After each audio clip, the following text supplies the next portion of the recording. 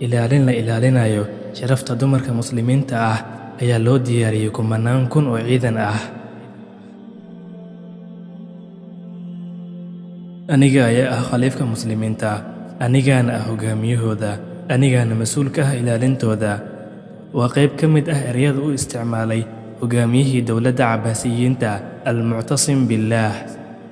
Tanna waa fariin uu Muctasim u diray boqorkii Ruum, waxa uuna ku yidhi, iska sii daa haweenta, haddii kale waxaan kuula imaan doonaa ciidan bilowgiisana uu agtaada joogo, dhammaadkiisana uu agteyda joogo. Waxaan maqalnaa oo keliya inaan lahaan jirnay dowlad iyo nidaam siyaasadeed kaas oo dhowri jiray sharafteenna. Haweeney muslimad ah ayaa waxaa ku xadgudbay nin ka mid ah gaaladii Ruum. Markaasna haweeneydii uga qaylisay iyadoo dhahayso, waa Muctasimaah, alla Muctasimow. Meeshaasna waxaa taagnaa oo daawanaya wax meeshii ka socdo nin muslim ah. Isla markii faraskiisa ayuu qaatay, toosna wuxuu u aaday Baqdaad oo xilligaas ahayd caasimaddii dowladda Cabbaasiyiinta, si uu Muctasim ugu sheego waxay indhihiisu arkeen iyo xaaladda haweeneydaas.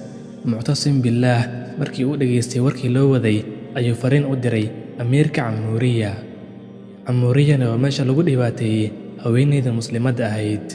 Wuxuuna yidhi sidaan: ka timid amiirulmu'miniin al-Muctasim billaah, kuna socoto eyga Ruum, iska sii daa haweenta, haddii kale waxaan kuula imaan doonaa ciidan bilowgiisana uu agtaada joogo, dhammaadkiisana uu agteyda joogo.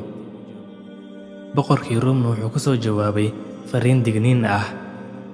Khaliifka muslimiinta al-Muctasim billaah asaguna wuxuu dhahay, bismillaahi arraxmaani arraxiim, waan akhriyey qoraalkaada, waana maqlay hadalkaaga, jawaabtuna waxay noqon doontaa waxaad aragto ee ma ahan waxaad maqlayso.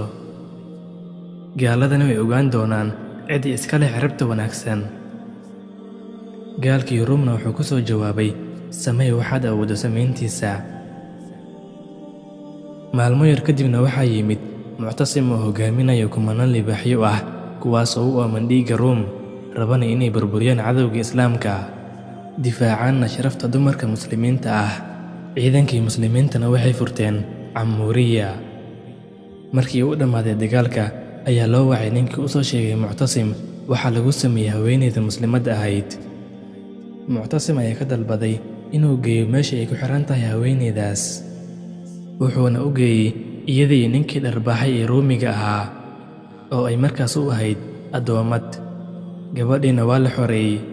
Intaas laguma ekayne, ninkii dharbaaxayna waxaa looga dhigay addoon ay iyada leedahay.